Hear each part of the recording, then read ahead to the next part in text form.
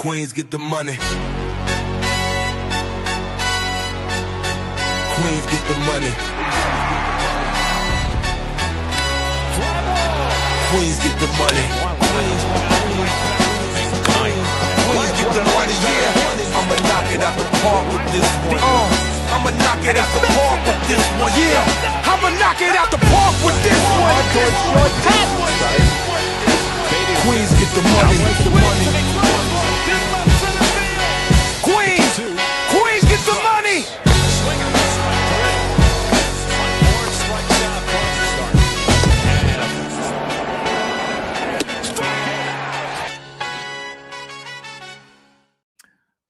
Welcome to Queens Get the Money. My name is Barry Grant Jr. We have a loaded show today. Got a lot of boxes here as well. It's like what's that that game they used to play back in the day? Hollywood Squares? Oh, Hollywood Squares, hell yeah.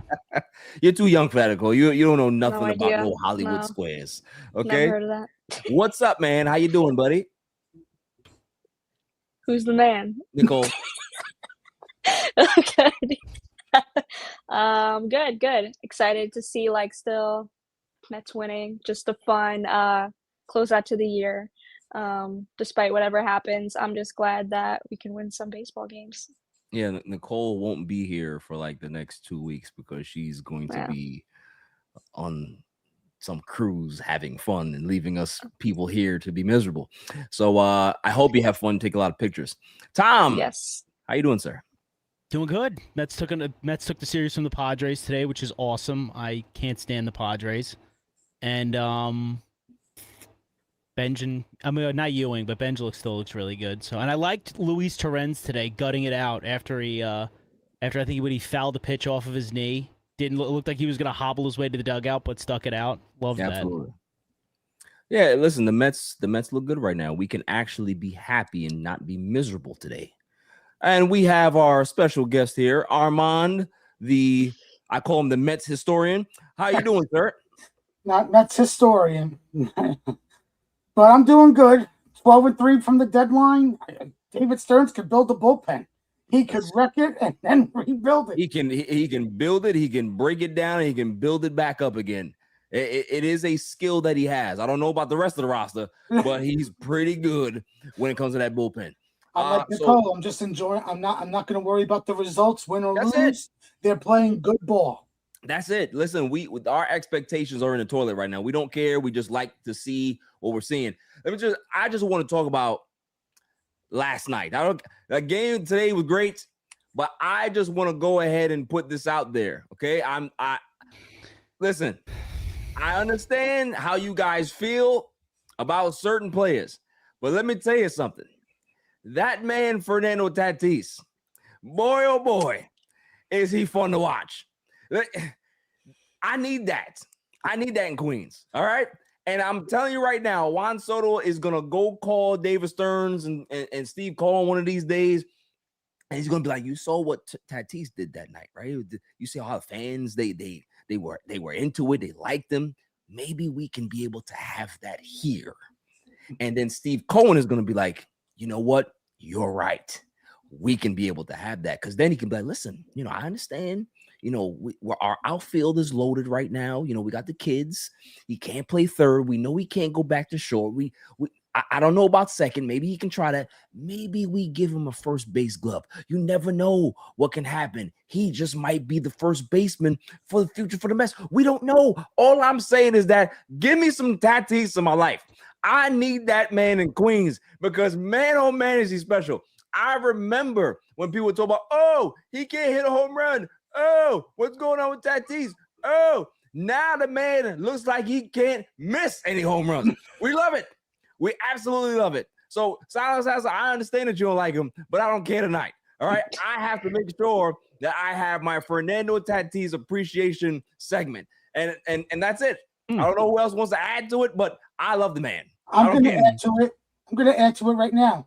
The two bozos sitting down, the ball was over the fence. Why not you try to grab the ball so Tatis can't steal the grand They slam? were amazed as well, okay? Because No, if they I weren't was amazed. there, They were if scared I out was- of their pants. Armand, let me tell you something. If I was there sitting in between those two guys and one of these guys would have got up, I would have gave them a nice elbow to the chest. All right, you're going to let this ball go out of there and let him do what he has to do. Just catch it. Just catch it, Fernando. We love it. I'm not going to stop you. All right? I'm not going to I would stop have you. stopped him. That I'm ball not gonna was stop clearly you. over the fence, and he couldn't get me to be ejected from the stadium. I wanting to bring in a guy for his bat and then play him out of position. Hey. I wonder where have I heard that? I feel like I heard something like that this offseason. I understand, but hear me out, okay? Hear me out, Tom. You're right. But the difference is that man is no Fernando Tatis. Okay? That's all I'm saying. You can't bring in any straggler in here and expect him to play a position that he's never played. Bo's a straggler? Okay? That guy's an athlete. Bo's a straggler? Yes. Oh, Bo's the man right now. He's a straggler, okay? I wasn't even talking about Bo. I wasn't talking about Bo. I know. talking Well, about he's Polanco. one of them now. I was talking about Blanco. I know you were talking about Polanco. Mr. That's why, Bursitis. that's Yeah, why I exactly. quickly. Ankle. That's why I pivoted right to Bo Bichette because I knew he was the tried better to player. throw me a curveball, so I don't like that. Okay, you try to throw me a Senga ghost fork. I didn't like that. But we're segueing to exactly what we wanted to talk about for Mr. Polanco, right? Like, can somebody ask or answer this question for me? Why was he playing in the first place? Anybody can take it. I don't care who. If you knew that this man had this level of injury and he had to been playing through pain the entire time, what's the point? Yeah, especially like, after the point like where they're done for. Like, why even have him like play like that? Like, just makes no sense. I can understand if they were in a pennant race Yeah. or something like that, right? Then you leave it up to the player to be able to decide what he wants to do. But when you're literally out of it by May, what are we playing him for? Because you're only doing detriment to, like, because he signed here and like 2 more years. years, so it's like you're only hurting him more, like playing him while he's hurt. He's been hurt practically the whole entire season, dealing with pain. So, you know, like once they were kind of out of it or whatever, like that's it. Like, you know, kind of take it easy and chill out rather than like kind of, I wouldn't say force his way back, but work hard to come back, and then it's just like lingering. Obviously, it's not fixed. So like, why are we pushing it? Just makes Right. no sense to me. Yeah. Absolutely. Armand, thoughts? He should have had the surgery when we were really out of it. Like, even if it's like closer to the trade deadline, we were getting nothing out of it now. We're going to get nothing out of it next year because, well, the blessing is there's going to be a lockout. So we don't have to see him. You know, he'll be on the IL forever. I mean, this might be worse than Jed Lowry. Well, I mean, Jed Lowry said that. Listen, I'm hurt. I'm not playing. I that's what he told. Like this, I give Polanco a lot more credit just because he tried. Jed Lowry just said, I'm not doing it. Like I'm in pain. I'm not doing it. Like you can't get me to play. You can't get me to play. So it sucks, man. Tom, what are your thoughts? No, I just like I agree. Like I don't know why, unless it's like a Polanco thing where he didn't want to get the surgery, because I guess you can't make somebody get surgery if they don't necessarily want it. Like I don't know why we're still doing this song and dance. Polanco barely's been able to play since he stepped onto the field opening day. So like, why not just have done this months ago? You could have brought somebody else up here and they could have just got ready. I mean, like Jared Young took first base and ran with it. So like, I don't know. I don't know why this is still. I don't even know why this is still an issue. If it's not worse than Jed Lowry, like Armand said, it's literally they're the same level. You know what I mean? Like you're gonna get the same production out of both of them. You know, nothing. So, no, it's true. It's true. Listen, I wonder how it affects though. I wonder, like, I don't remember how that works. Like if they're locked out all next year, does Polanco's contract? I think the contracts or players under control. They're frozen. They're not frozen. Oh, they're not frozen. They're not frozen. So, give you an example. Joe Ryan is a free agent after next season.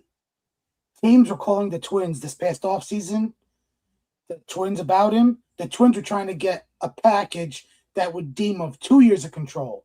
But teams knew about the lockout, and if you're losing Joe Ryan, you are essentially trading for getting 1 year of him, like how the Mets traded for Freddie Peralta. Wow. So the Twins were probably getting lowballed for technically 2 years of control, but 1 year of starts of Joe Ryan. Right. So Joe Ryan, anybody that's under contract and going to be a free agent after next season is going to be a free agent. Joe Ryan, Pablo Lopez, Jorge Polanco. So you really don't want to trade for those guys this offseason. Wow. That makes sense. That is kind of crazy. Well, at least we're not going to have to deal with Polanco anymore. There's a lot riding on this stuff, man. There's a lot riding on this stuff. It's crazy. It's crazy. Okay, moving on.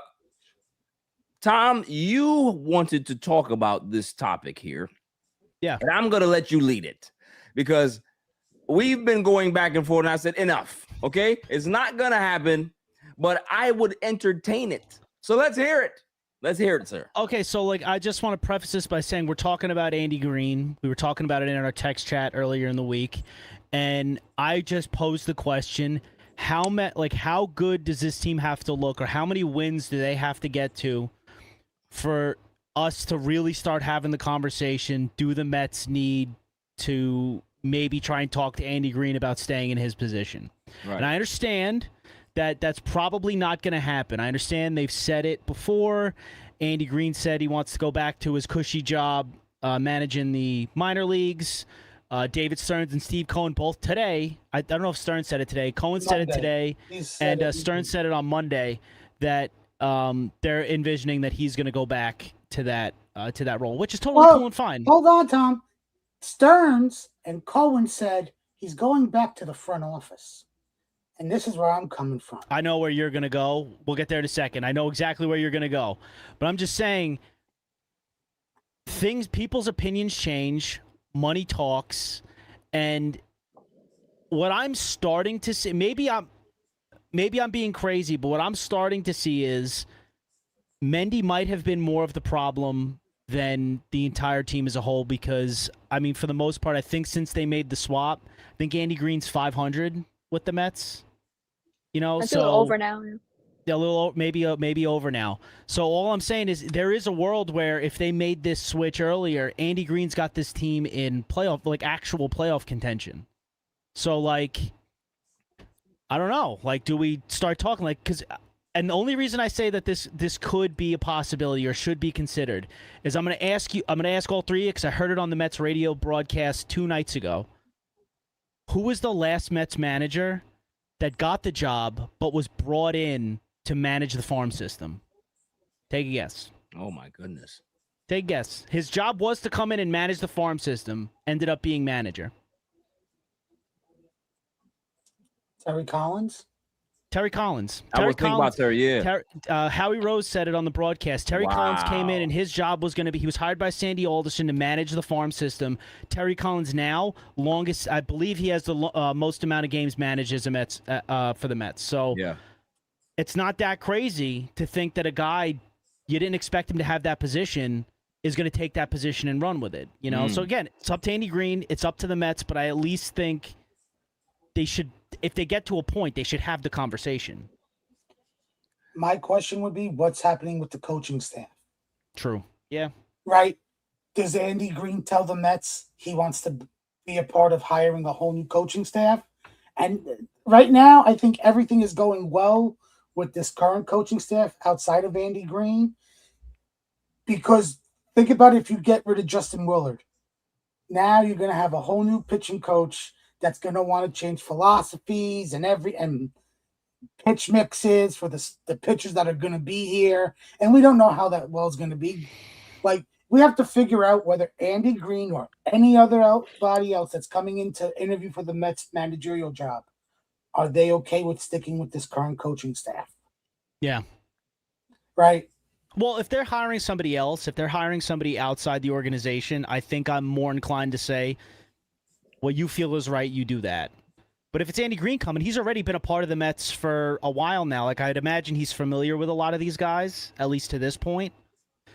So I don't know. I feel like if you're bringing Andy Green back, you're probably keeping this coaching staff, which in the beginning of the year I'd be furious about, but they're playing well now, so I don't know. Nicole? I mean, I just remember, I was gonna honestly message it in our group chat the other day. I'm like, I remember all of us saying, like, in the moment where, like, Mendoza should be fired and we're kind of giving, like, our picks for manager, and everyone's like, please, anyone but Andy Green. Like, that was the last pick, just because of, like, his managerial, like, past with the Padres, who was just not the best. But, I remember, like, his press conference, coming into it, I'm like, oh, like, this guy just seems like he just doesn't like take anything. Like, he's in there to like do his job and kind of he's like, I don't care, like, not word for word, like, I don't care if the players like me or don't like me, like, we're just gonna go in there and try and win games, and we're just as like a team and whatnot. And it seems like obviously to whatever he's doing in the clubhouse and speaking to players, obviously it's working. The other night too, like, for the past couple years Mendoza's been manager, I've never seen him be on the top step with his player before getting like on deck circle, talking to AJ Ewing and just like being there with him. Like, I never seen that kind of mentorship coaching from Mendoza. He's always in the same exact spot with the same stare on his face. And like the players are kind of communicating amongst themselves.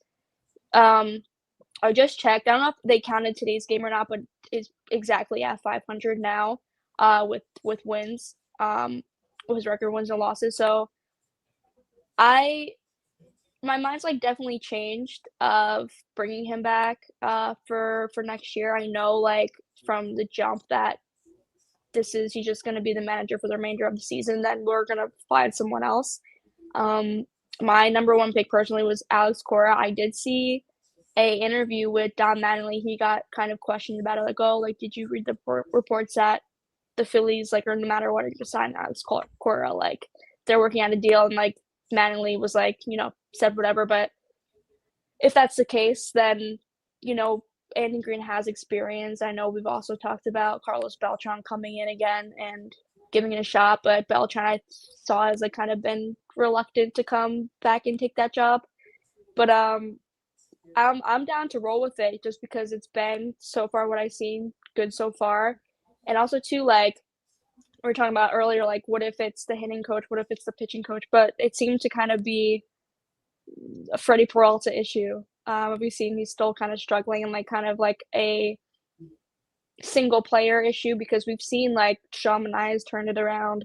We've seen Kodai Senga turn around. Nolan McLean's been great. Christian Scott, Zach Thornton, all the young guys. Clay Holmes was pitching well before he had injury. The bullpen's been fantastic like the whole year. So obviously we had like the lapse in offensive, but that's turned around. So I would like to personally stick with this squad. Granted, like, let's see what happens or end of the season, but like, I wouldn't be mad about this team going into next year with the same coaching staff. But anything could change my mind depending on who comes in or like the options. But as of right now, like, if it were to bring him in or have him leave, like, I'm cool with keeping him around. Armand? I want Andy Green to be the general manager. He could be the bridge between the front office and the clubhouse. Look at the current roster. It's guys that he's worked with within the development of the farm system. Benge, Ewing, McLean, Thornton, Scott. The bullpen, right? Jan, Lavender, outside of Kodai, and thank God, Mr. Hospital Bed, Devin Williams. Like, he's worked with a lot of the young guys that are on this roster. So he's a very good communicator with the players. And you could see it in his press conferences. He's a good communicator. I think that's what we need from the GM, because, like, if you look at baseball, you have a GM, but the GM is not the 90s GM or the 80s GM where they make the player acquisitions. Like, that goes to the Pobo. Doesn't mean that Andy Green can't have a voice as GM to be the one person next to David. Like, let's talk about, but he's going to be the guy that's going to be doing the daily line, help out with the daily routines with the clubhouse, lineups, bullpen, whatever like needs to be talked about with the coaching staff and the players. he could bridge that gap. And I think right now he has shown to me he's my number one guy for general manager. More so than manager. I don't hate it if he's the manager next year, but you better lose out on like the top guys because you don't want to fire the coaching staff. Yeah, I agree with everybody's sentiment here. I think, yes, we talked about how much we didn't want Andy Green out of all the options, but my mind was changed once I saw the initial introductory press conference. I said, okay. I said, this guy already is better than Mendoza already. Like, just listening to how he talked about baseball and how he talked about the development of guys and what he expected and how he was going to go ahead and go do his business. That was miles ahead of what Mendoza is and was as a Mets manager. My biggest thing is that Andy Green remaining the coach, manager, even, kind of rethinking it and possibly just being the manager going forward. It's a reminder to David Stearns how wrong he is, right? Like, you need to realize that, and we've talked about this on the show ad nauseum, when things are going bad, you can't fire players. But what you can do is you can be able to remove the voice in the locker room, that's the manager, because it can be able to create a spark. Not saying that it's always the manager's fault as to why the team is not producing, but you can't rule out that a lot of it is their fault, because if they're the ones that can't get the players prepared to play and there's something missing, it's clearly a disconnect. We saw it. Like, just think about what Tom said. We're 500 at this point. Could you imagine that the Mets fired Mendoza midway through that 12-game losing streak? What they would be like now? Just think about it. Not the whole 12, just midway through the losing streak. What they would look like now. Because this is a team that's playing relaxed. And the reason why they're playing relaxed is because you see the guy that's at the top of the step, he gives everybody that breed of confidence. Talk to them. He makes sure that he understands what they need and what's needed for the team to be able to give them that little oomph. Look at how they're playing. I understand that they're out of it and you can be able to be more loose. But there's something about communication that puts people at ease. When people are actually believing what's coming out of your mouth, that goes a long way. Mendoza never had that. And I try to tell people from day one, he's a nice guy, but he's a moron when it comes to being a manager. Now, can he grow from that? Just like how Andy Green from his San Diego days can be probably evolved as a manager and as a communicator now, right? Of course, that happens. But he was never the guy for this job. And David Stearns needs to learn that you need to stop holding on to guys too long, because once you do that, you can't repair things anymore. He did that with the manager. He's done that with Beatty. He's done that with Vientos. I mean, Beatty's all right, but like you if you hold on to things too long, you can't go back. You can't reverse the damage that you've already done. So he needs to realize that managers get hired to get fired. That's their job. Okay, some managers develop players. Some managers can be able to get you to a certain point, but they can't go any further, and you have to recognize that early, be able to pull the trigger and go to somebody else. That's just the way baseball and sports works. You can't force somebody to be the next Ron Gardenhire or whatever the hell you want to call. Like, you cannot just create a manager out of the blue. They either have it or they don't. And Mendy didn't have it. I don't care what nobody wants to tell me. He just didn't have it. We're seeing a guy right now that has it. So, long-winded answer, but I think that if he does reconsider, I wouldn't be mad with that. But just like Armand said, the other guys have to say no before we go ahead and even open that door. Cora has to say no. Yadier Molina, if he doesn't want it, he has to say no. Pujols, He has to say no. Beltran. Beltran doesn't want it. Then you can be able to say, okay, cool. Are we comfortable with Andy Green because we have a sample size? We have information in regards to how he communicates in the clubhouse and how he does his business. We're okay with that. Andy, would you be willing to accept it? Cool, I'll take it. Cool, blah, blah, blah. But the top guys have to say no before I even think about an Andy Green returning as manager. I got to be honest with you. I did not expect any of these answers, honestly, because if I'm being honest with you, for me, I don't know if I fully take it. Like, I like what Andy Green has done. I just don't know if I think I start hardcore considering like really making him the manager again. If you make a run, not even make a run. No, not even make a run. If we can get to 500 or maybe like 5 games under. Okay. Then I think I want to have that conversation a little bit more because, look, I like what Andy Green has done. I'm having a hard time wondering if, like, Andy Green, I think he's doing a good job communicating to the players and having them ready to play. I don't know if this is like the Mets are out of it and they're playing with no expectations and no pressure so they can play free. You know what I mean? You're just playing to have fun at this point. Yeah. I don't know, like, if you give Andy Green, I don't know. Does it ratchet up the difficulty a little bit when you're playing with a team with expectations? When like now, if the Mets go on a losing streak right now, we'll be upset because we're not entertained watching baseball. But the vast majority, they're not going to care. They're like, Andy Green, you're going to be gone at the end of the year. We're going to be talking to somebody else anyway. But if we go into, let's pretend like we're going to have baseball next year. Let's even map it out to 2028.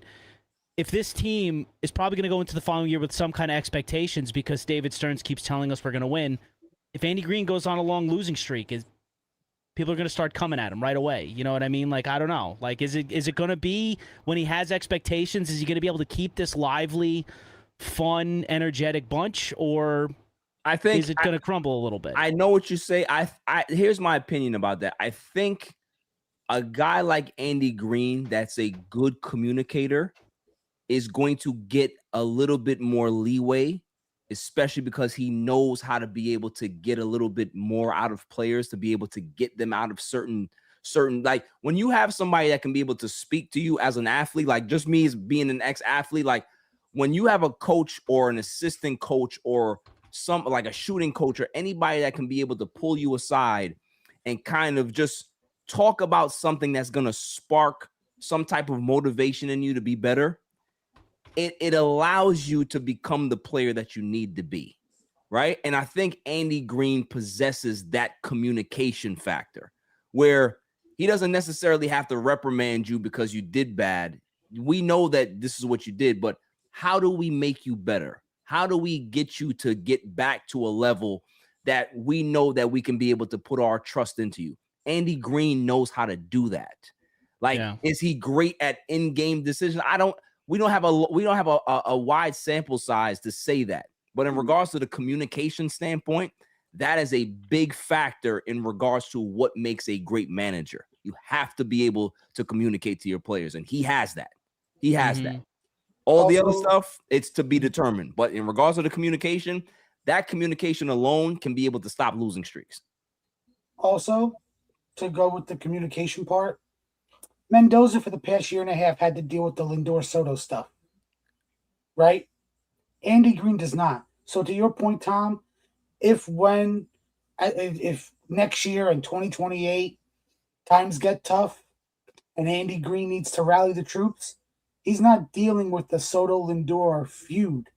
You can see like they're getting to know each other and get better with their relationship.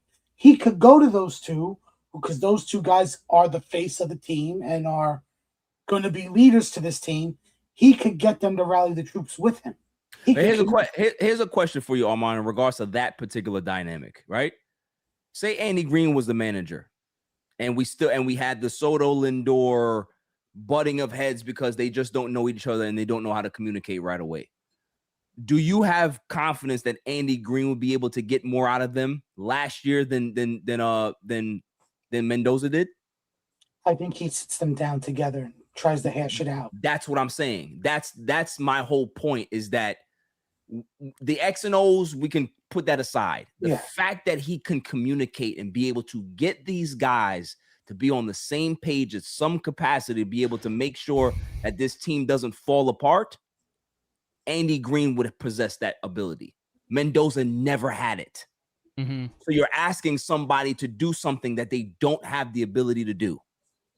And you're asking now the players to be able to lead themselves. Mendoza never wanted to reprimand. He wanted to be the best friend. He wanted to treat the players as they were adults, right? Like, hey, you're adults. You got to do this. Don't put me in the middle of it. And I'm sorry, but a manager has to get into the middle of it. Yes. You could be cordial, you could be professional, and you could be friendly. But sometimes, just like in friendships, you have to have that hard conversation and you have to sit them down. So what? Let them hate you. If that rallies them together and they start winning, great. Mm-hmm. Yeah. But look at Mendoza's post-game press conferences. What did he always say? Oh yeah, it's a bad game. I trust Lindor to have a better game the next day.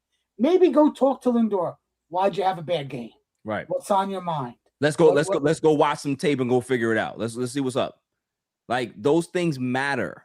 Like, just like sitting back and allowing the adults to try to figure it out. Some people need to be led. Some people need like communication to be able to figure it out. Like, you can't just allow people to just try to figure that just doesn't work. Doesn't work. Players, they don't mind communication. Treat them like adults. Give them the hard conversation. Right. You don't have to yell at them like Lou Piniella did back in the 90s and the 80s. Like, hey, let's talk this out. Why are you struggling? Why are you sucking so bad right now the past 5 games? Right. Right. I agree. I think Andy Green would have got, not Freddie Peralta, Andy Green, if he was managing at the time, I think he would have gotten them to sit down and hash this out. And I agree. I just think that the fact that Peralta had to come in here and do that just shows you the weakness of the manager, right? It shows, and the leadership in the locker room. Hello, and Brendan, and Pete Alonso. Right. So it's just it's Andy Green if he wants it, cool. But I think that what he's done is shown us that there is a future here, that it's not so bleak, right? Like, we had this doom and gloom mentality. Oh my God, this team sucks. They have issues. The farm systems. But Andy Green's like, no, team's actually pretty good. Like, it takes time. And the baseball season, it's so long, right? Baseball season is so long, is that you can look like you're the worst team in the league for the first few months, and then something just flips and guys just start to play better baseball. That's just the game. We've seen it all the time over the years. So, this is nothing new of what we're seeing, but it's just refreshing that we actually, as Met fans, can say, damn, we actually do have some good pieces here. It doesn't seem like it's this full rebuild that we're going to have to do again. There is foundational pieces here that we can be able to build and grow. We just needed somebody to be able to just show us and put it in order and show you how nice it looks. You know what I mean? Instead of just this complete chaos that it didn't have a shape. It was just all just random pieces just put all together. You know what I mean? Like, Andy Green just said, hold on, let me go ahead and put this all on the shelf and see how good this looks. Look at it. We got lights behind it. Look how nice it looks now. It's like, oh, didn't even realize. Oh, Jared Young. Oh, how good he looks. Look at his hair, right? Like, it takes somebody that understands organization to be able to put that into forefront. Make sure that you can see it and see all the beauty that we have. Moving on. I want to talk about this rookie of the year race right here. We got JJ Weatherholt. We have Carson Benge. Armand, I'm going to kick it to you first. Who should be the NL Rookie of the Year right now? If the season ended right now, who should be the NL Rookie of the Year? It's not neither of them. It's Sal Stewart of the Mets. He has 26 home runs. He has 91 RBIs. He's going to win Rookie of the Year. I think Benge is making it a debate between him and JJ to go up against Sal for Rookie of the Year. Yeah. But I think it's Sal Stewart's to lose right now. Sal Stewart is special. But if we're taking Sal Stewart out of it, because he's literally running away with it. If it was coming down to these two guys, if you look at their numbers, very, very comparable, right? They're very, very similar. Who would you give the nod to? I think it's going to go to JJ because the Cardinals are still in the playoff race. The Mets are not. Yep. That's what we were talking about before. Here's another question to you, and I'll kick it to everybody else. Eye test. Who looks like the better player? I haven't watched a lot of Cardinals games, so I'm going to say Benge to be biased right now. Benge looks to be better. I love the bias take. Cole? I get like being in playoff contention and just being in it, but like I just never really liked that narrative because if you are the best player, you should get it despite how your team is playing. I agree. So obviously you have bias about Benge. I get like offensively you see it with Sal Stewart having he'll have 30 home runs by the end of the year plus 100 RBIs plus, but I think like all around player, you know, I give it to Benge. Just being offensively, he's great. Defensively, he's just like kind of been out of this world. Like nothing that the Mets have seen in a long time. Having a really great outfield with especially with Ewing and Benge. Like I'm excited for the future, being able to like see these guys throughout everybody at home plate and just making the throws, making the catches, making the diving plays. I really feel like it just goes a long way when you have kind of an all-around player rather than kind of like a one-note, like, okay, you're really, like, you have the power, but like how, like a lot of people have power. I feel like now, like you have like those power hitters, but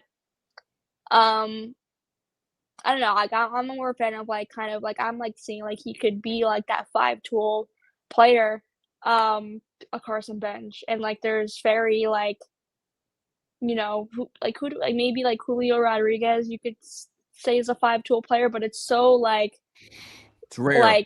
I'll rare right now. I'll say the Carson Benge reminds me of, and he's having a very, very disastrous year. Just a well-rounded player, Kyle Tucker. Kyle, I think Kyle Tucker is. I've been seeing that tweet. I've been seeing that tweet. That tweet all week where it says Stern. It's like an old tweet. David Stern says we have Kyle Tucker at home, and it's Carson Benge, and it was a tweet from like the beginning of the year when they didn't even sign Kyle Tucker. I'm like, wow, that one actually looks pretty good now, doesn't it? Right. Good. Listen, and funny enough, Benge's numbers are better. Yeah. Benge's numbers are way better. Way better. Oh man. So Tom, what are your thoughts on that? Yeah, I mean, I don't. I mean, if it came down to Benge versus Weatherholt, I mean, Benge has more hits, better average. I think the RBIs are almost negligible. He's got a better OPS. He's got a better slugging percentage, all with less at bats. Yeah. But it is going to definitely be Sal Stewart. I'm looking at the stats right now. Like he's insane. So he's definitely going to win Rookie of the Year. But if it came down to the other two, it's Carson Benge. I don't want to hear that the Cardinals are still good. I don't want to hear that Weatherholt plays a more premium position. Like we're talking about the best rookie. If it came down to those two, Carson Benge is putting together a better season than JJ Weatherholt is. It's not Carson Benge's fault that his team stinks. Here's a question for you guys in regards to just awards period. Do you feel like, just like I want to piggyback on what Nicole said because I agree with her. Do you feel that the MVP shouldn't go to the best player on the best team? It should just go to the best player. That's going to go to Ohtani every year and Judge every year. Yeah. I mean, but think about it. Like Kyle Riley had a better season than I think Kyle Riley should have won the MVP last year. I agree. Yes, he hit the most home runs as a pitcher and a catcher. If you hit 60 home runs as a catcher, that's automatic MVP. It's like, a record. I don't give a damn what somebody can hit 389 behind you. You hit 60 home runs as a catcher, you are winning MVP. I just feel like we've gotten to a point in all of our sports, basketball, football, baseball, where it's like they put so much onus on team success, when in baseball, team success is really separate from what a player does individually. It's one of the few sports that you can be able to put up gargantuan numbers and your team can win 75 games. Yeah. Basketball, if you have a player that averages 40, best believe your team's in the playoffs. Come on. How many times did we have to have the wins aren't a pitcher stat to get DeGrom to win a Cy Young? You know what I mean? Like, no, it should go to the best MVP. If you're the Cy best, Young, if you're the best, it doesn't matter if your team is 50 games under 500 or 50 games over 500. You are the best, most valuable player, which means that if I remove you from this team, how valuable is this team? Well, I guess you could maybe you could argue, like, if you remove them from the team would still stink. So how valuable are you? In some good teams, it's like for baseball, it's different, right? I think if you remove a 40-point scorer in basketball of your team, it's going to affect your team, like big time. If you remove your all-pro quarterback that's throwing 50 touchdowns in a season, it's going to affect your team. We have one of the best hitters in our generation not playing with the Mets, and they've won 11 of 14 games, right? That is what baseball is that it takes a lot more pieces to be able to have a winning formula than just one guy. We saw how great Ohtani was in Anaheim for years. They never made the playoffs. No matter how great he is. He was pitching, he was hitting, didn't matter. It didn't matter. You had Mike Trout, who was one of the best players in our generation as well. Never made the playoffs. Again, it takes more than that. So for baseball, I think it should be just factored on your individual statistics, signs what the team does in regards to team success. It's a weird balancing act, though. It's tough because, like, let's pretend. Because, like, I guess maybe you could also argue that guy that's on the contending team, if you took him away, would they suffer? Would they be as good of a team? Would that make him more of a more valuable player than the guy that's putting up crazy numbers on a team that's crap? Here's a question. I mean? Would the Dodgers still be good without Ohtani? Yeah, I think they'd still be good, but would they be as good as they have been? I don't know. Obviously, they're gonna have a drop, but would they still be good enough to make the playoffs and win the division? The answer is yes. Yes. The answer is yes. That division's ass. Right. Yeah. Whatever it is, right? Whatever the circumstances are, the answer is yes. If you take Cal Raleigh off the Mariners last year, the Mariners are ass. Correct. Right?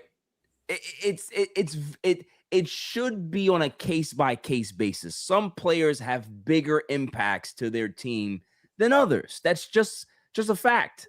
It's just a fact. Like, numbers should just be the numbers, but you really need to, like, if winning is going to be like the tipping point, I think you need to find another tipping point for baseball. That's all I'm saying.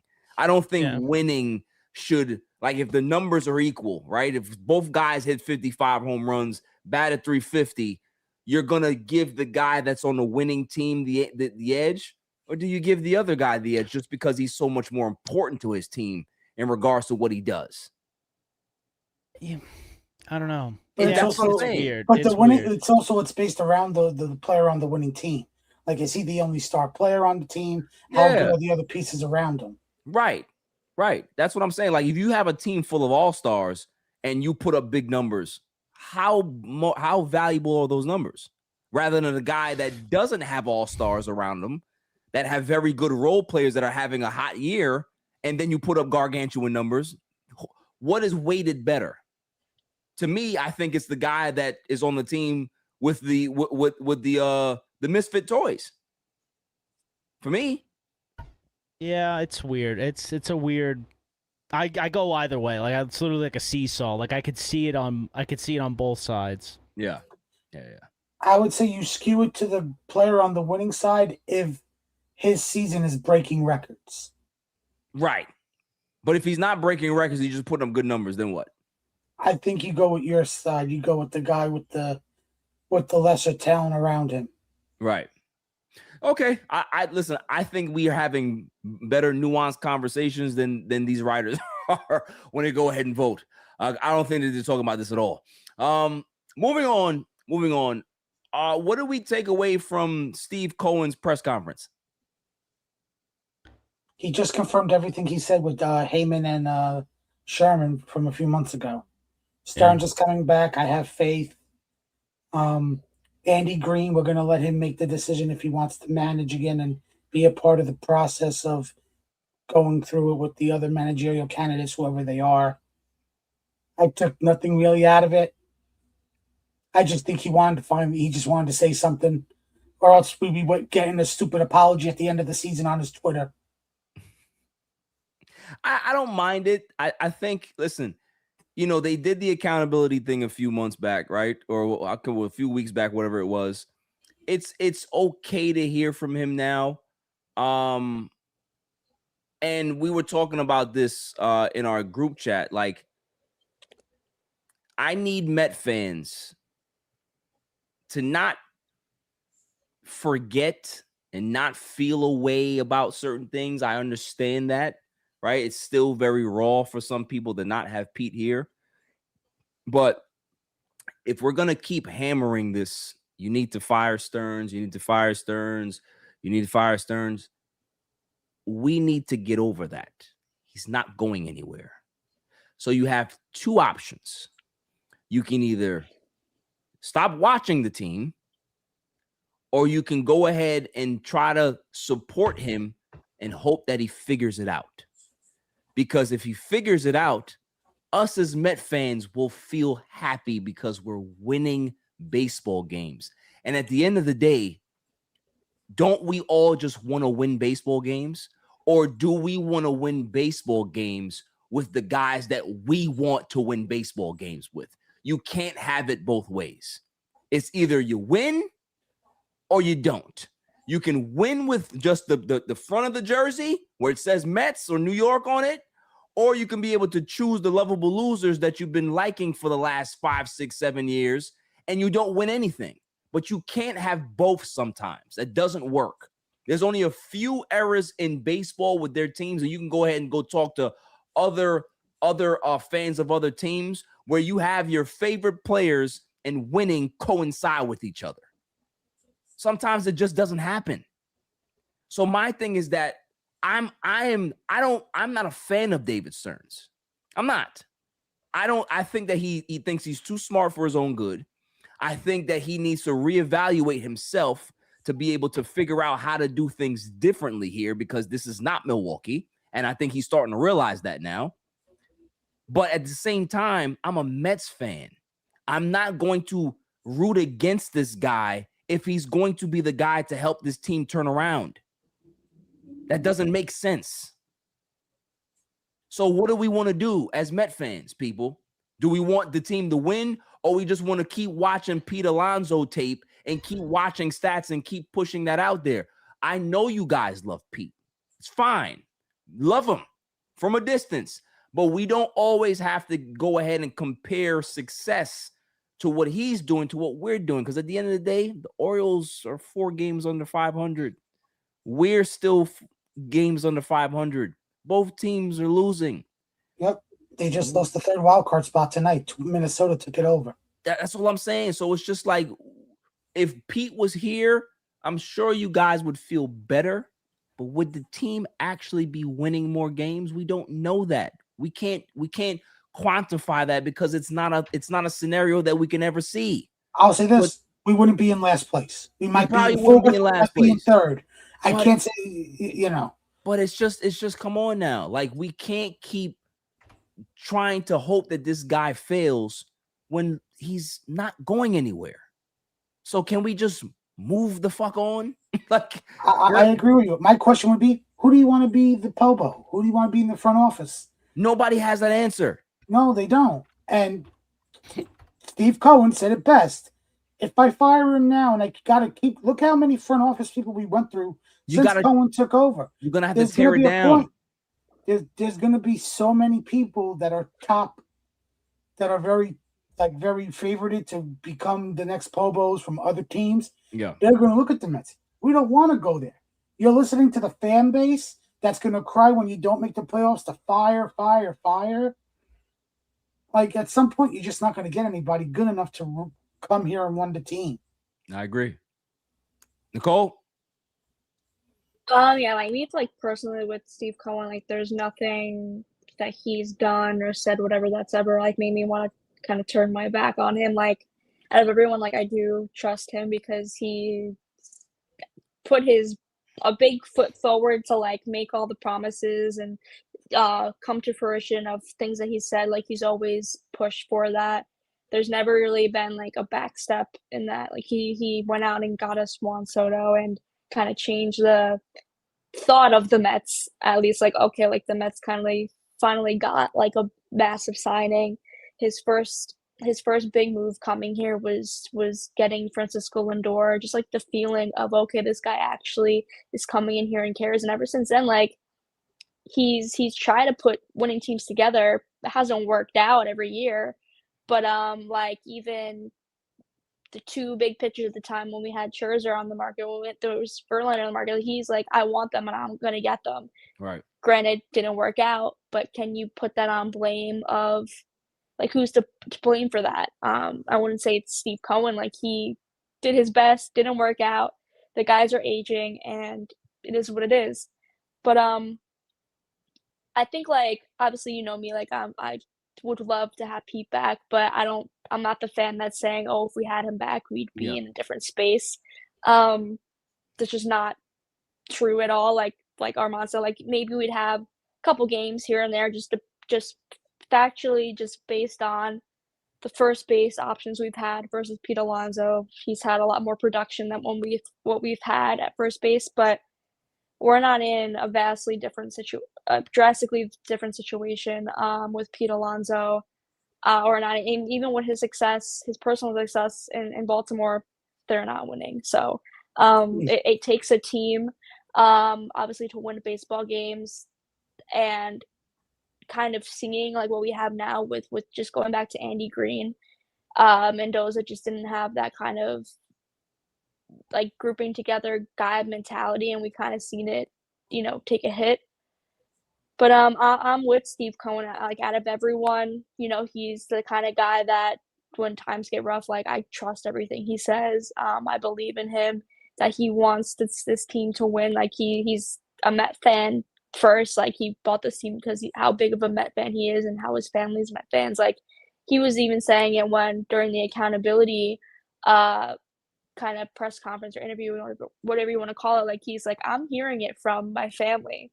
Like, why does this team suck? Like, what are you doing? And all this stuff. And he's like, I took it to like heart. Like, that's serious conversation right there.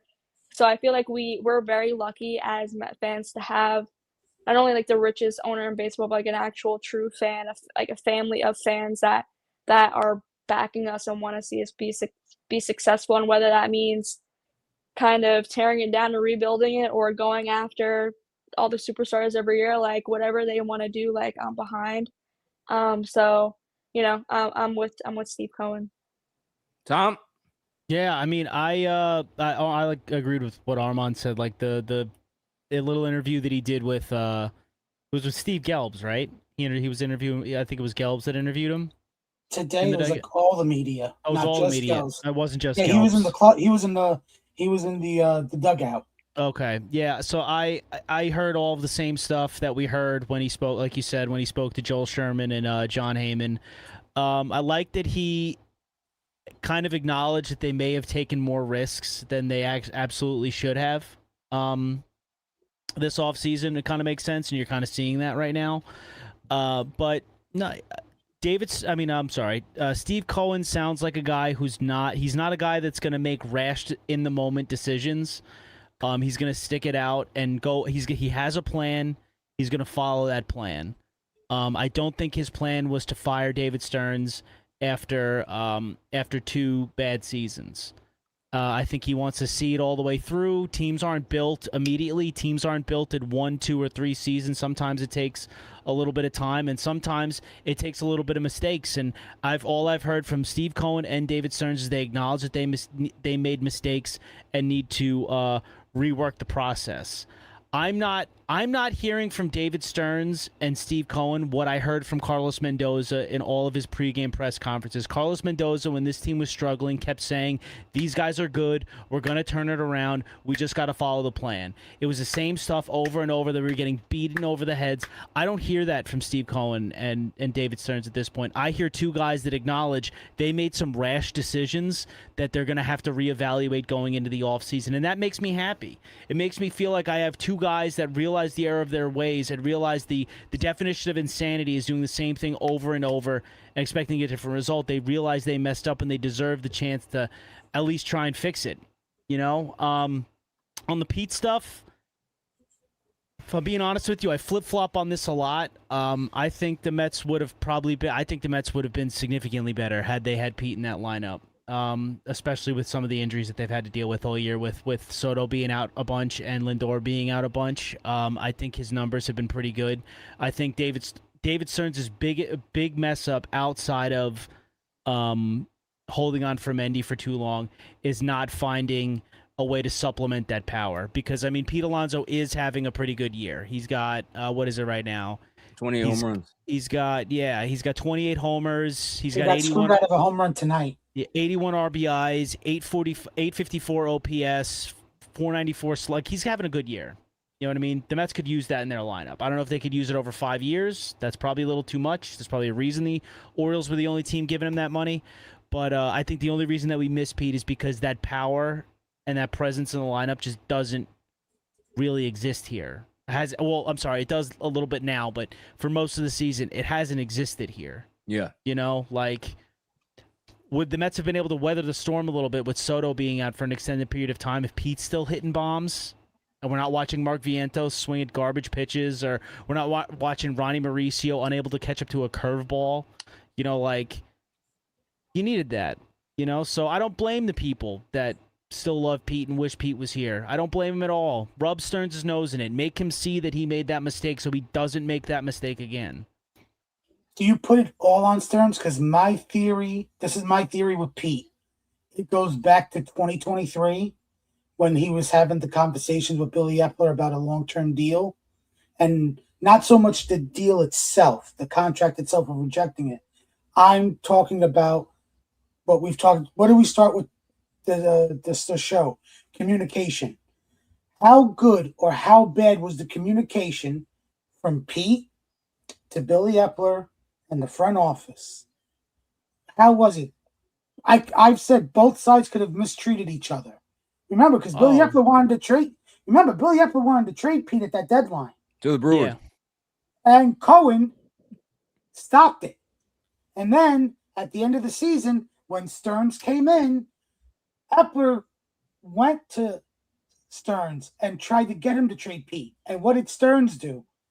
I'm giving this team the evaluation season for 2020. Yeah, I think it's definitely a two-sided thing. I'm not putting it all on David Stearns and the Mets front office. That's what I'm doing. I think stuff happened when Epler was here that damaged the Pete relationship, and it's just Stearns was caught in the fire of it.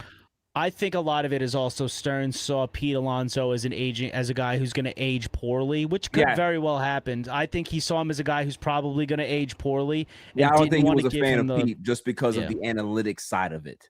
Yeah, but I agree with you though, because I do think that there probably was a little bit of a disconnect with the Mets in the with Pete in the front office for a while. Because remember, right after he rejected that offer, what did he do? He fired his agent. Hired Scott Boras. Why wouldn't? But if you're Pete and the Mets are willing to give you that much money when they did, why wouldn't you just say, you know what, I'm gonna go Because did he hire Boris? Did he hire Boris after he Steve hired Cohen like the took next the team? day. Yep. I firmly believe he didn't use his current agent for information about whether or not he should accept or reject that. I think he went to Boris, and Boris said, "I could get you more than that 7 years." I agree. Oh yeah, but especially if you're dealing with Steve By the Cohen, way, I have no expect him issue to- with Scott Boris except his stupid puns during the winter meetings when he does his stupid press conference. An agent's job is to get the players the most money. It's just funny how you reject an offer and then the next day you fire your agent and go to Boris. Usually players will do that in the off season. Like, I agree. No, I it's just something was up. Like, I don't ever want to hear that Pete wanted to be a Met for life.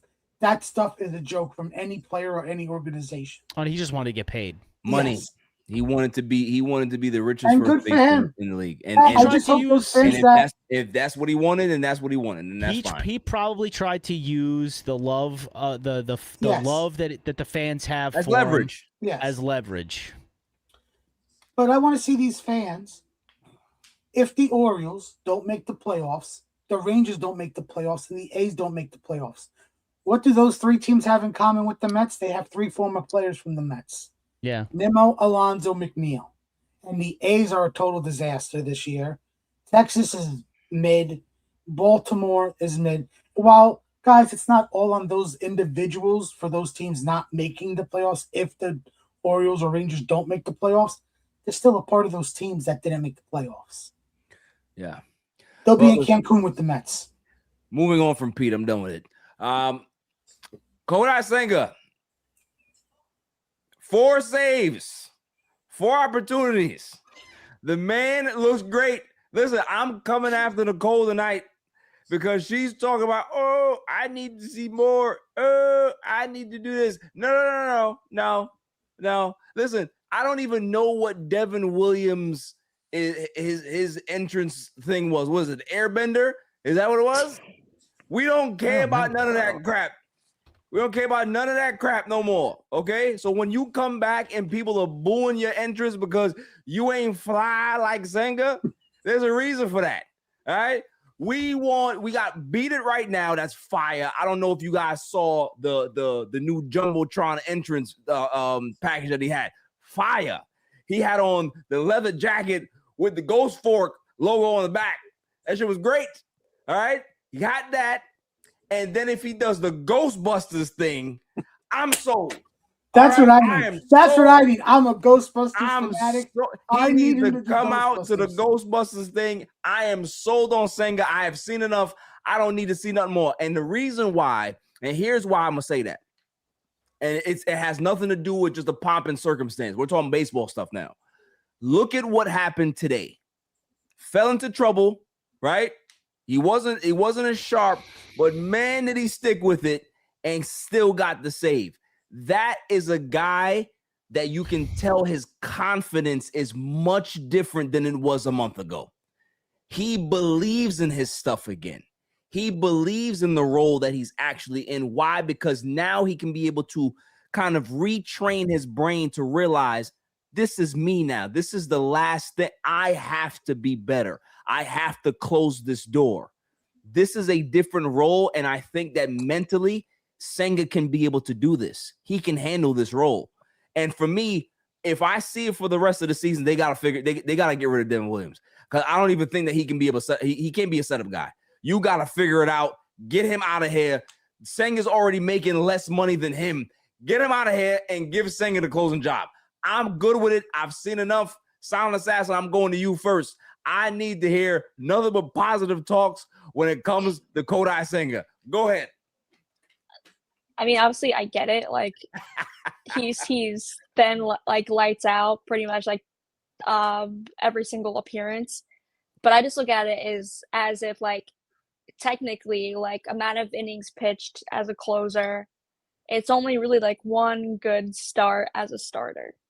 So like I'm not being like jumping for joy like, oh my God, like he's fixed. I think obviously he looks really, really great and leaps and bounds beyond of what he was as a starter this year. Like I was always a Kodai Senga fan. I've always kind of wished him well and to get better and being like a big proponent, like I want to see him do well. But after pitching to like close to a 9 ERA for this whole season, it was pretty rough to keep kind of cheering him on, and he just looked kind of completely lost. Yeah, like I'm pretty sure like they did talk to him about getting another demotion to AAA. He's like, absolutely not. I'm a starter. Even now, he's still like, I'm a starter, but I'm gonna respect like what the team needs from me right now and be in that closer role. But I think going forward, absolutely not. I think he is going to be a closer. Don't even think about starting games anymore. So, but like I said, I get it. But like, I want to see out through the whole rest of the season to really like, okay, like he's back to what he was when he first got here, because he was insane when he first got here. And then obviously we talk about injuries, but also two injuries, like if he's able to limit his innings, like as a closer, like, and he's able to kind of be able to be healthy and be in games, like I'm down for that. Obviously that comes down to Kodai Senga and what he wants, but he's making $15-16 million a year. Like that's really good closer money. So I think he can kind of reinvent himself, still get a deal, like say, because his contract's up in 2 years, something like that. Another year, 2 years, something like that.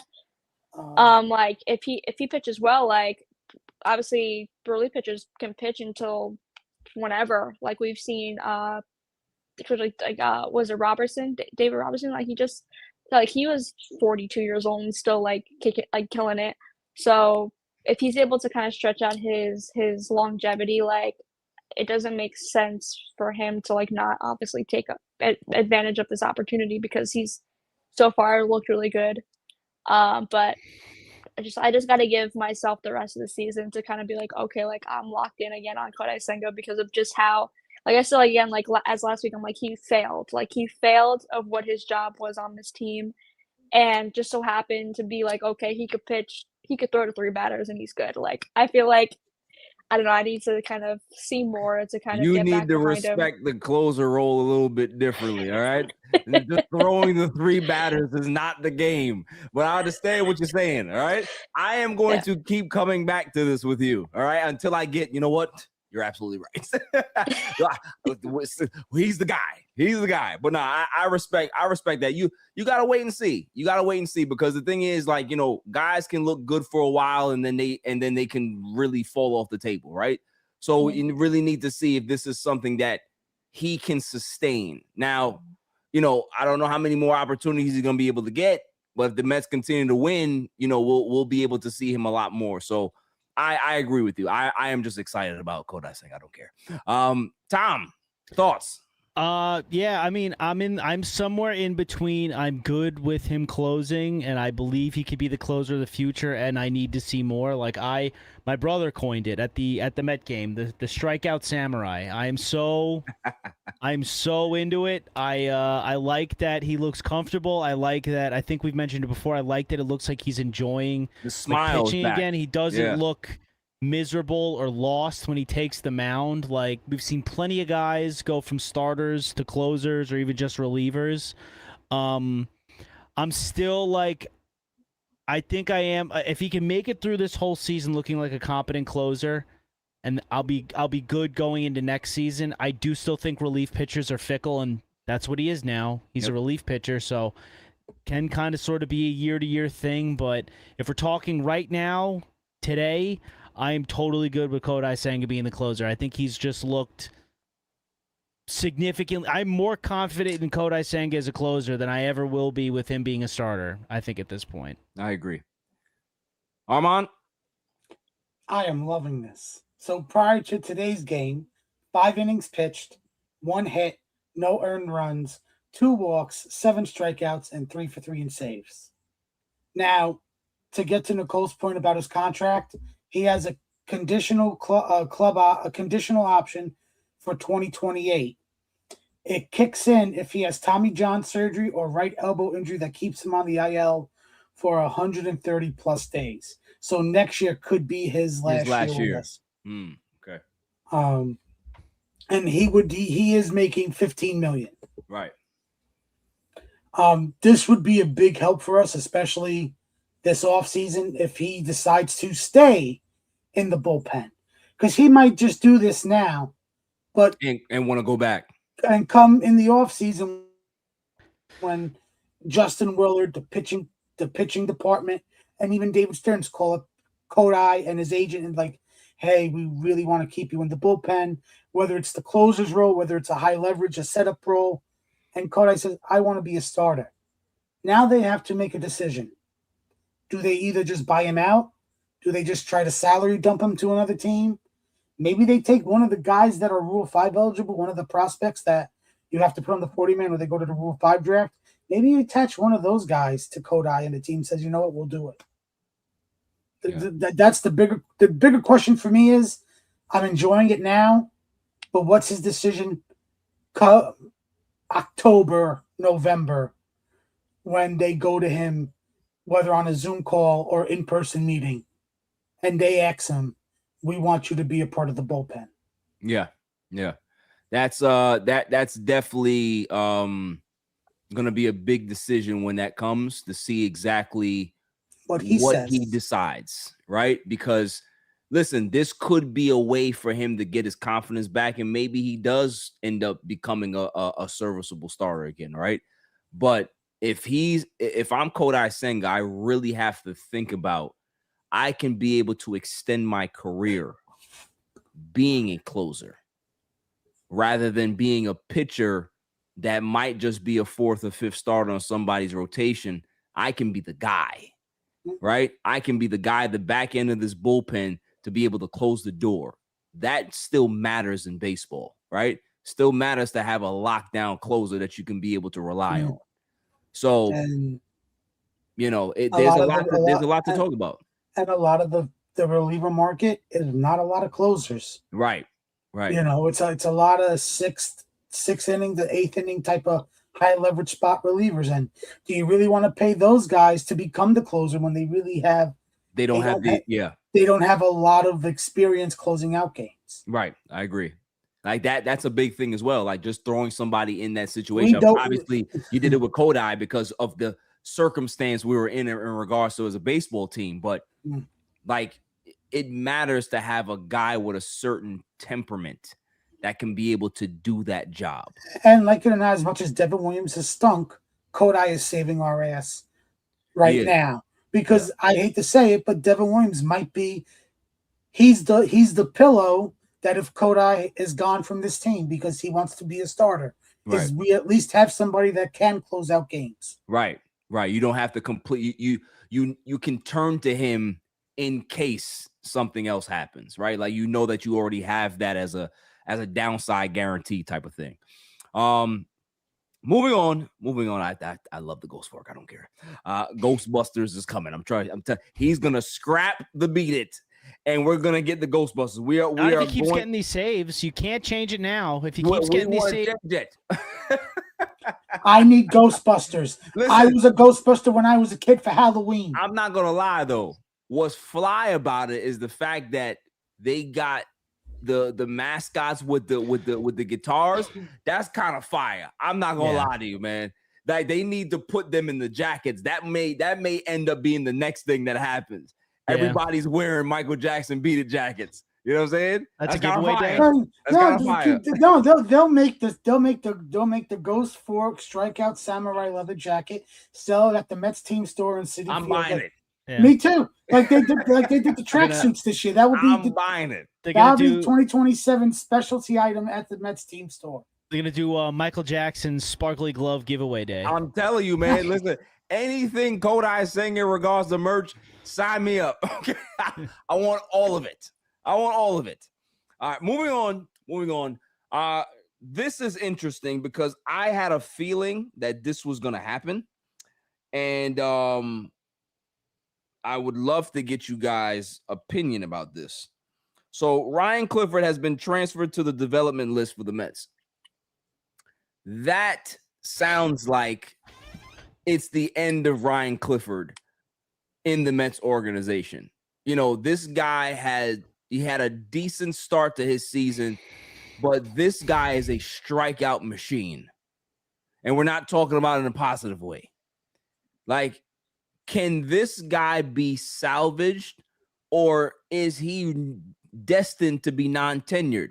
Now, I'm going to throw this to you because I know Armand has a big part for the segment, so I'm going to let Armand go last. Tom, what are your thoughts about Ryan Clifford, and is this the last time that we're actually going to see Ryan Clifford in the Mets organization? Well, if it's up to was it Billy Amick? Is that he say his last name? If it's up to him, Amick, yes. Because I just, as much as I was screaming to see Ryan Clifford in the majors when Vientos was struggling earlier in the year, it just does not look like this dude has it. It's unfortunate that it looks like all of those rookies we got for Verlander and Scherzer just flushed out. Just did not pan out and just did not turn out to be really anything. Yeah. I think it's time. David Stearns traded off a bunch of pieces to restock the farm system and give us some different younger pieces. And it's just the way baseball goes sometimes, man. He clearly can't hit consistently enough. Dude strikes out a ton. And, you're definitely not going to be good enough defensively to get called up to at first base to get called up to the majors when you can't hit anything. So, right. No, Ryan Clifford's days are numbered. I do not think we see him ever in a Mets uniform in the big leagues. Yeah, I agree. Nicole? I mean, obviously it's always the next man up, and the pieces that we've traded so far from the trade deadline have been killing it. So I feel like anyone that's kind of been in that limbo of, okay, they've been okay, they've been bad, they've been good, but we have now really good, they're coming to take your spot no matter who you are. Yeah. So when a guy's not hitting for what was been almost a month of literally 1-2 hits, I mean, that's pretty awful. So and AAA as well, obviously going to be a harder jump to the major leagues. And it's at this point, we're going to do a September call up and he's still going to suck. There's no point and that. So kind of just cut bait. It didn't work out. Let's give other opportunities to better players.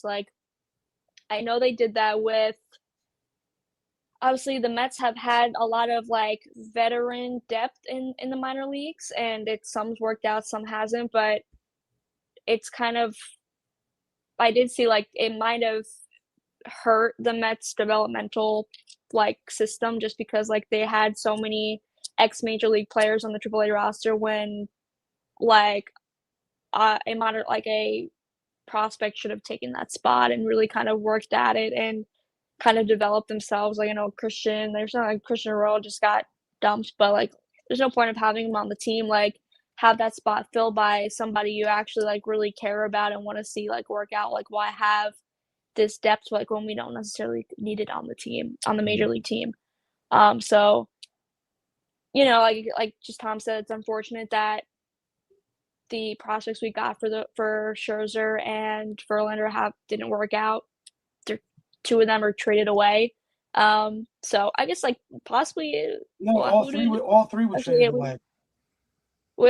It was Clifford, Gilbert, and Acuna, right? Acuna. Yeah, all three were traded. Acuna for Robert and Gilbert to San Francisco last year for Tyler Rogers. Yeah, but we had Clifford still. We still have Clifford. Oh, that's right. Yeah. Yeah, so even that with the trade pieces hasn't worked out. Robert hasn't been great, and we've lost Rogers and so it's just kind of a wasted potential, I guess, there, but you never know. But yeah. Now he's out of here. Armand, thoughts on Ryan Clifford? Have we seen the last of Ryan Clifford with the Mets? Just because I think there was a stretch where it was a 2-game stretch. Man went 0 for 9 with 8 punch outs. That, when you talk about lost at the plate, there's lost and then there's Ryan Clifford. The platinum sombrero. Yeah. So, Armand, what are your thoughts about this? And I know you had a lot more to be able to like add to this conversation. So go ahead, my man. This is goodbye, good riddance. This is at the end of the show. He's going to Mars, baby. He's going to Mars. He's going to Mars. He's up there with Ryan Gosling right now. That's where we at. But yeah, this is bad. A 40% strikeout rate. Like, come on, my guy. 40%. Like, you league average is like in the 20s, no? I would assume so. I don't. Yeah, like an elite, a high strikeout percentage is like 22-25%. If you're below 20%, then you're pretty much a good hitter. I want to know, did he catch Valley Fever like Ike Davis? Dude, yeah. Like, what the hell did you get? 40%? 40%. So that's insane. Damn, Barry, you're almost right on the nose. It was 22 to 23%. There you go. Yeah, that's why organizations and fans get worried when a player's at 30%. Yeah. You have somebody with a 30% strikeout rate. That is concerning. and if that strikeout rate ends up coinciding with a bat speed that's diminishing, bad news. A 30% strikeout rate, you're more of a professional hitter than Ryan Clifford. Yeah, 100%. You got a kid playing T-ball hits the ball better than Ryan Clifford. 40% strikeout rate. So I mean, so this is the last of him. He'll be non-tendered. Yeah, 100%. I just, it sucks because he could have been a trade piece, a part of it, going to another team that's in the offseason. Now he's not. Yeah, he could have been. He could have been a showcase with the September call-ups. And now we're stuck with Jared Young. Like, what the hell do we do now with first base? Hey, stuck with Jared Young. I'm about to correct him just now. You gotta change that word. Yeah, I ain't gonna lie. I've been a Jared Young, basher all year. I will not use the word stuck anymore. Okay, I'm all right with him, but he's a bench guy. So in the essence, I mean, stuck is we don't have. Well, I know we got Billy Amick. Yeah, Billy Amick. I don't think they're going to trade him. No. I think they would keep him. Like, I felt like having Clifford here, you could have traded either him or Jared Young in a package for another piece. Now you're down an asset. Yeah. That's true. What did you have? I think you had said you had a list in regards. I found a list from a website of who are Rule 5 eligible for this year. Now, was Clifford on that list? I believe so, because he's been in the league for more than 5 years. But the first guy that came up was the guy we got from the Cubs, Jefferson Rojas. He's going to be on the bigs next year. He'll be protected. Yeah. Jack Wettinger, the pitcher. Protected. Who he'll be protected. There was like 9 guys in total. I have the list at my job because I do this at my job when I don't actually have work. So I forgot to print it out for tonight. So we have 9 guys that are Rule 5 eligible? Yes. So you will potentially Chris Suero, one of our young catchers in the farm system, is potentially is on that list. That's not good.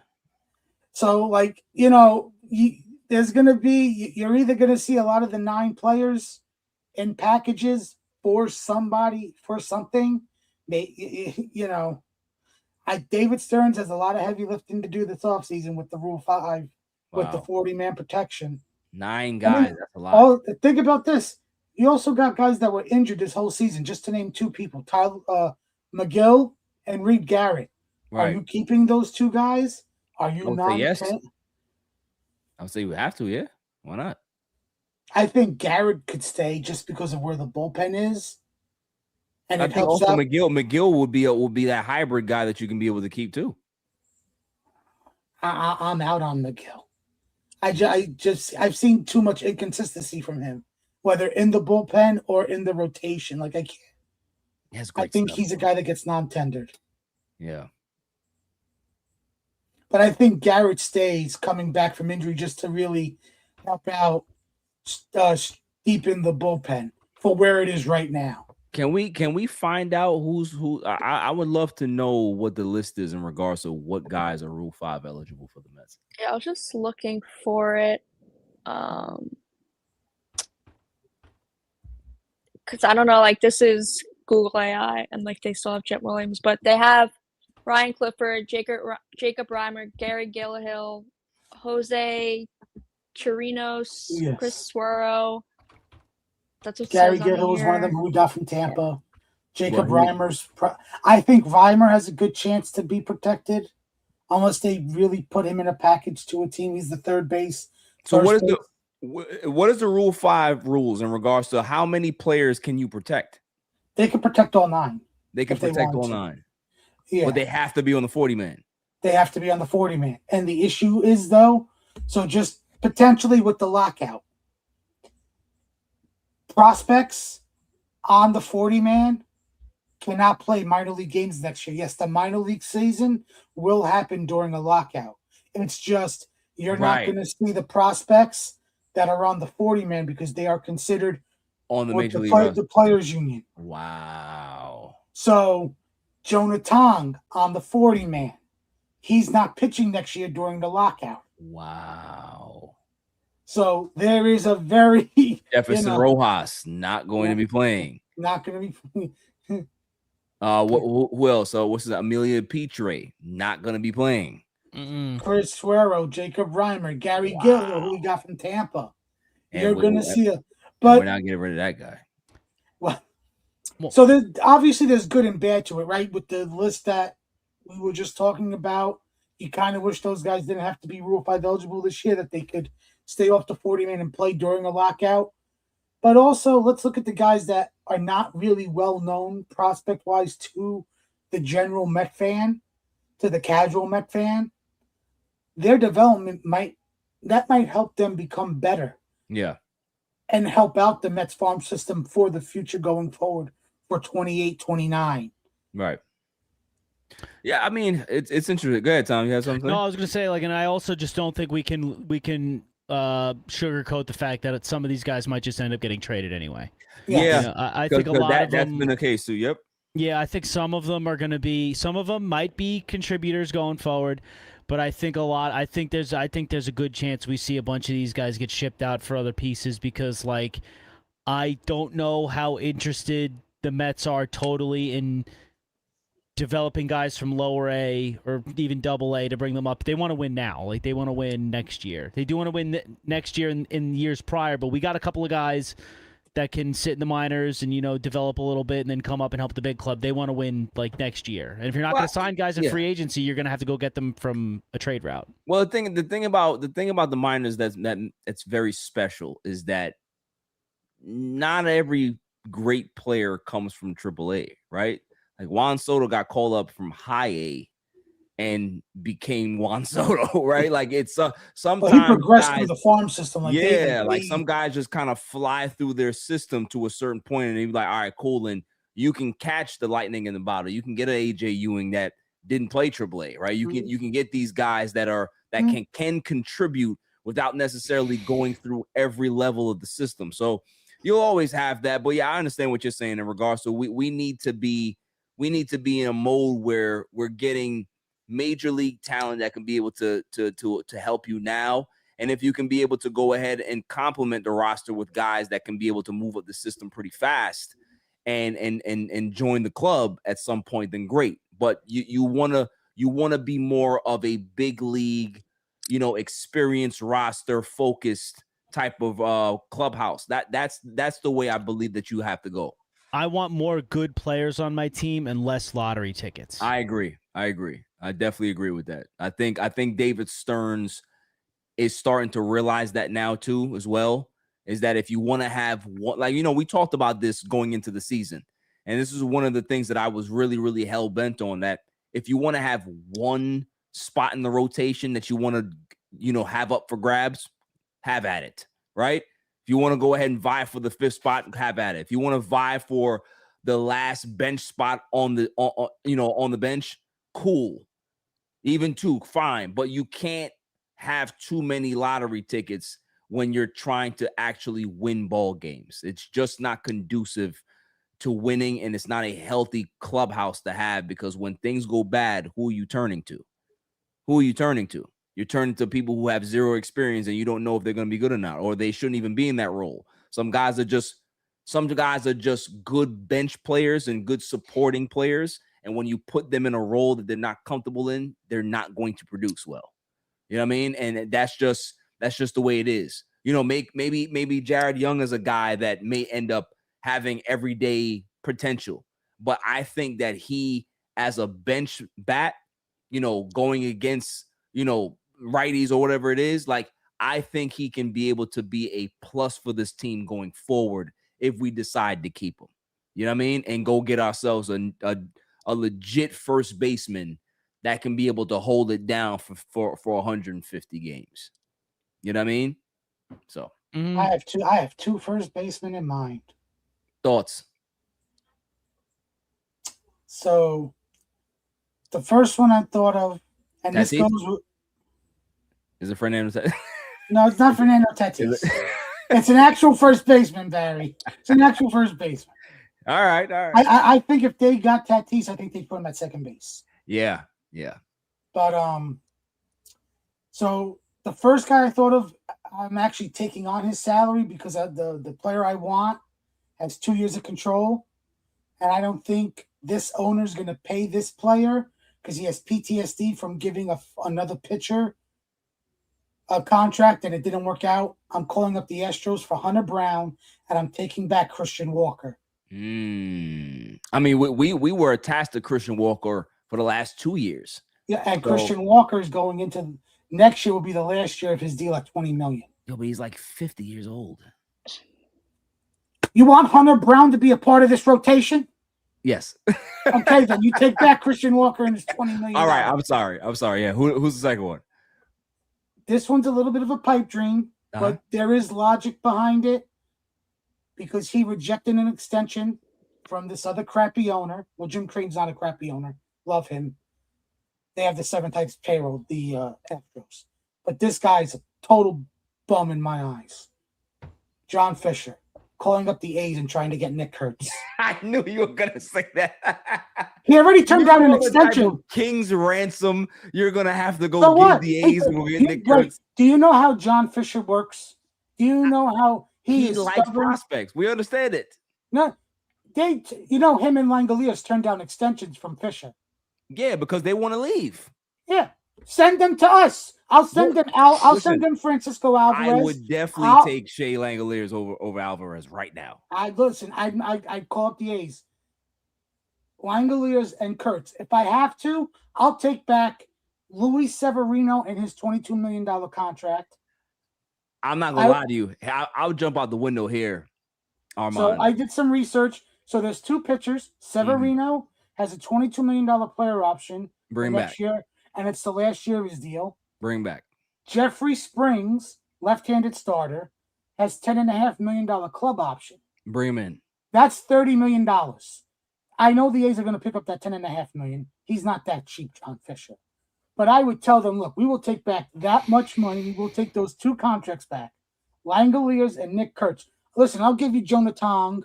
I'll give you Jonah Tong, Alvarez, and Jefferson Rojas. Give me both of them. You might have to give them a pitcher because they need. Give me both of them. I'll give him Wenninger. I'll give him another start. You can take Beatty too. Take Mark Vientos. There's your first. Take Beatty and Vientos. Take the whole bunch. Okay, but you need to. I'm telling you, if I'm Davis, I'm calling. Give me both of them. Okay, just give me both of them and throw in Severino and Springs. We'll take those contracts off your hands, but I need both of them. Langoliers and Nick Kurtz. Both of them. You know they're not signing with you. You might as well look. We'll give you. Listen, we'll give you Jonathan Santucci too. Listen, I got Zach Thornton, I got Christian Scott, and Noah McLean. If there's one thing that I have absolute confidence in, is David Stearns having the ability to be able to get more talent in regards to minor league prospects. I am not hugging any prospects when it comes to being able to get guys like that because we know who we got here.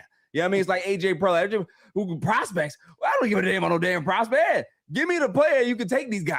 I don't care because I can always be able to find good players. When you have the eye for talent, it doesn't matter. So my thing is get both of them.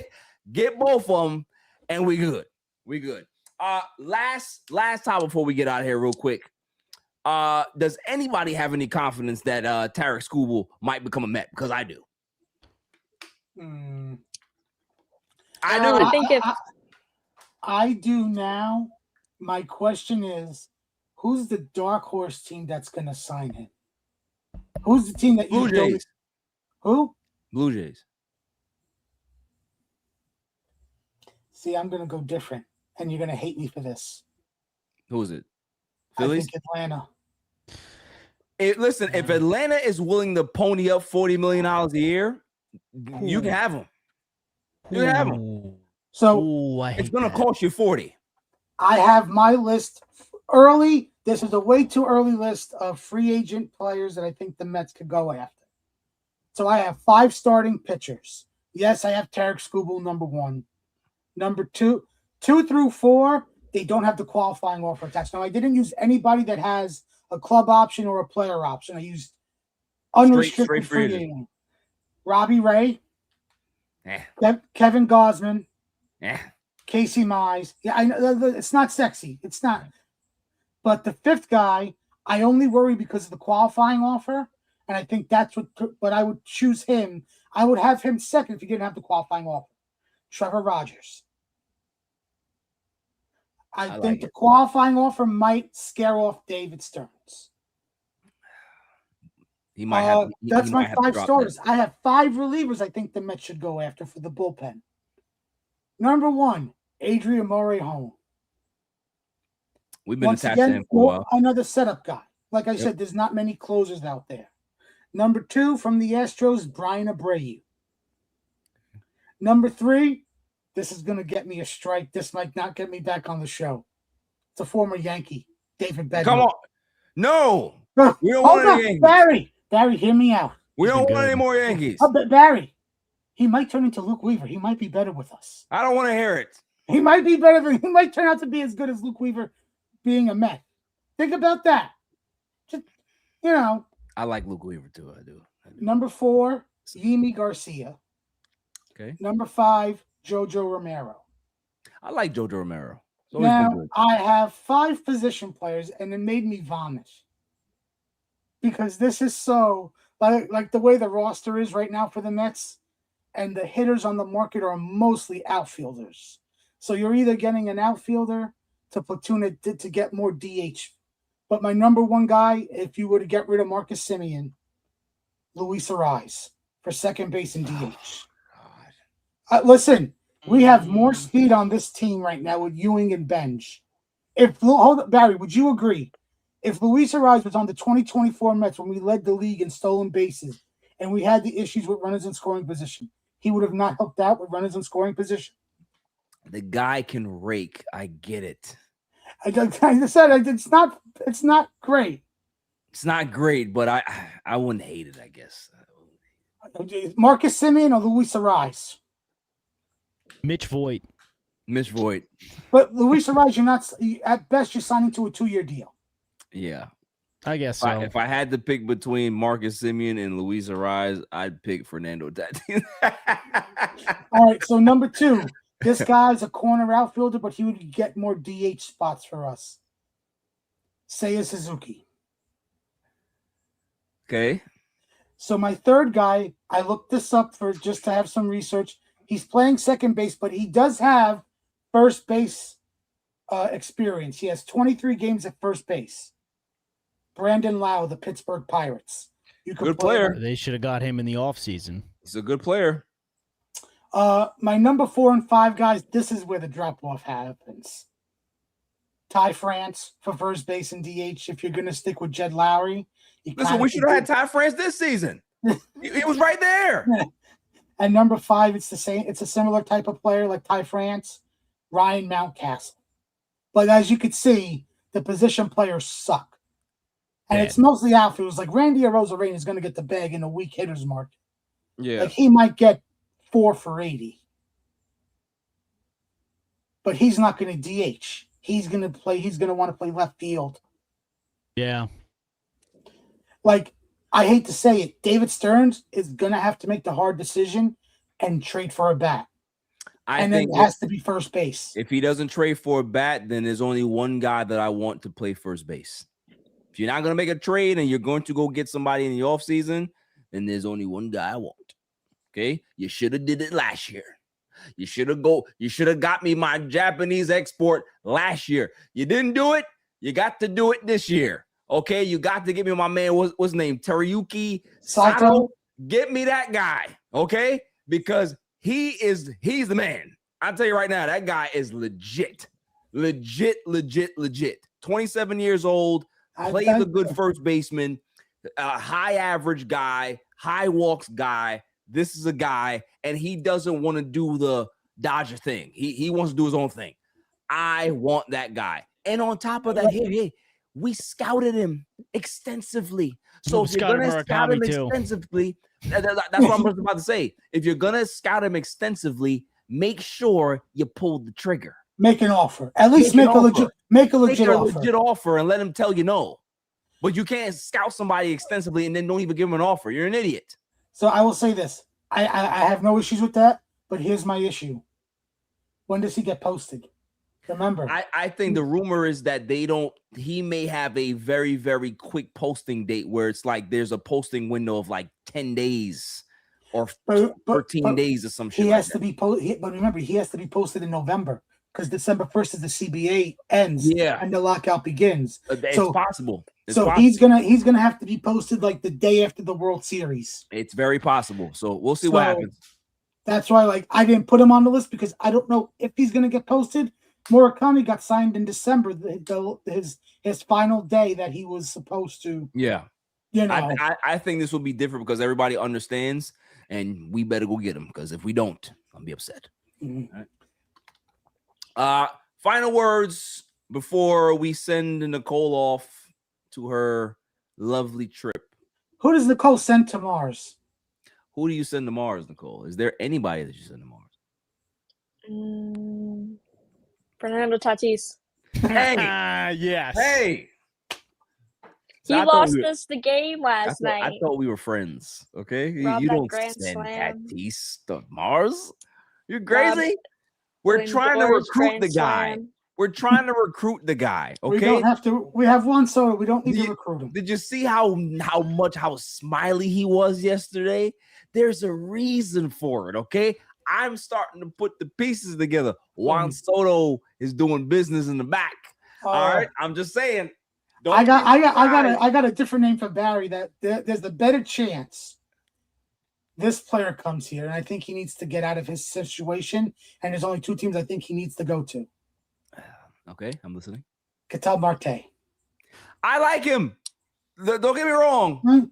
And he's no Tatis. For me, no, he's not. But here's my. I think there's a better chance we could get Ketel Marte. I agree.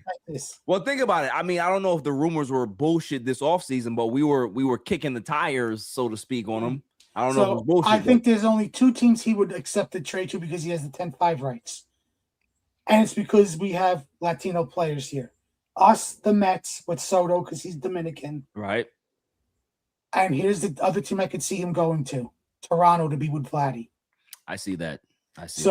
Now, my deal is let's just swap contracts. I have to look at what's remaining on Ketel's contract, but I would offer them Minaya and Simeon, those two contracts, for Ketel's. Why would they take that? Well, Simeon has 2 years left, and then Minaya has 1 more year left? 1 year. They're getting out of a long-term deal. Okay. All right. Not bad. And Ketel has 10-5 rights. He dictates where he gets traded to. Yeah, just like Lindor.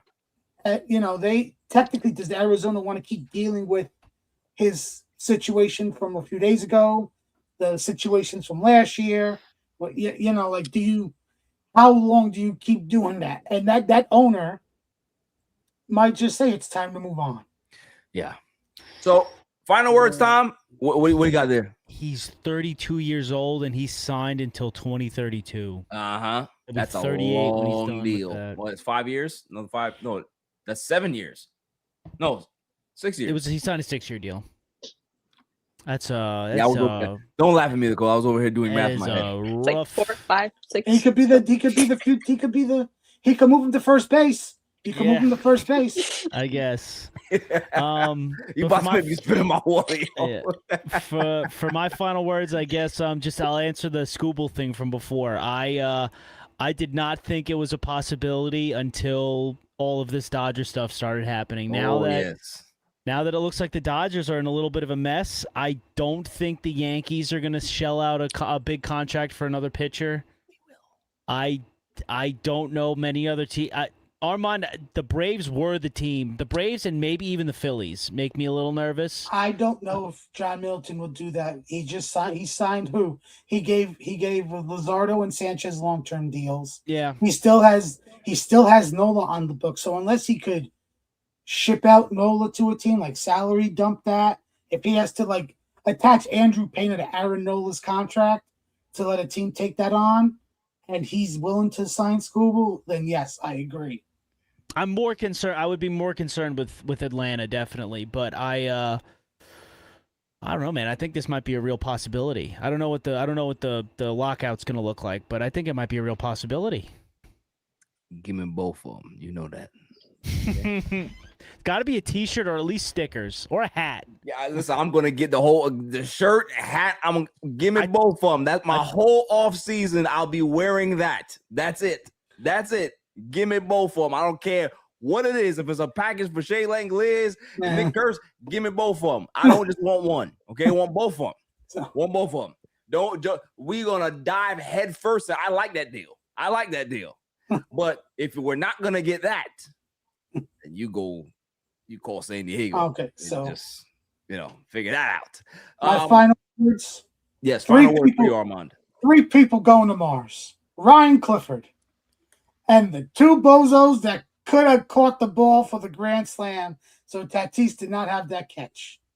I will agree. I will definitely agree that those are good mission to Mars.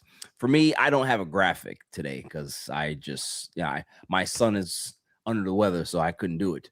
But the guy that I believe should go to Mars, and here's the reason, and maybe I still have him in here, right? And I'm going to tell you the reason why he should go to Mars. He should just stay there, because I am a big believer, guys, karma and chemistry. And I don't like when people return and screw things up. Okay? So I need him to stay out in orbit and don't come back. Mark Vientos, don't you? I saw some damn batting practice. I don't want to see it. I saw him smiling and looking happy. Hey, I like you as a person. I don't want you back on my baseball team because we are flying high. You got Senga smiling. You got Benge throwing people out, 2 in the same inning. You got Lindor back. His OPS is about to be over 800 for the season. Love that, right? You got Bo Bichette. He's finally over 700 in regards to his OPS. The man is batting over 270. I like what I'm seeing out of this team. I don't want Mark Vientos back. Just stay gone, okay? They need to figure out something to just keep him away from the team. Keep him away from the team. I don't want to see him on the bench. I don't want to see him in the game because Andy Green is such a nice guy. Oh, well, you haven't played in a while. Come on. I don't want to see it, okay? I don't want to see it. Jared Young's been killing it at first base. I don't want to see Mark Vientos in the game. I don't want to see it. So please just stay gone, okay? Stay gone. Don't come back. That's all I'm saying. Thoughts? Agreed. Yes. It's just like in 2024. I told Silent Assassin, I said, look, this team is flying high.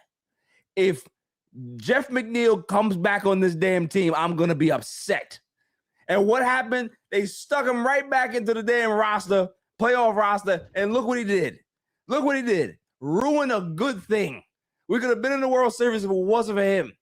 That's all I'm saying. Okay? So I don't want Mark Vientos ruining a good thing. And also, who I need on this roster, I need to see Ronnie Mauricio come back. I need him back. Okay? I need him back. That's it. All right? That's all for the show.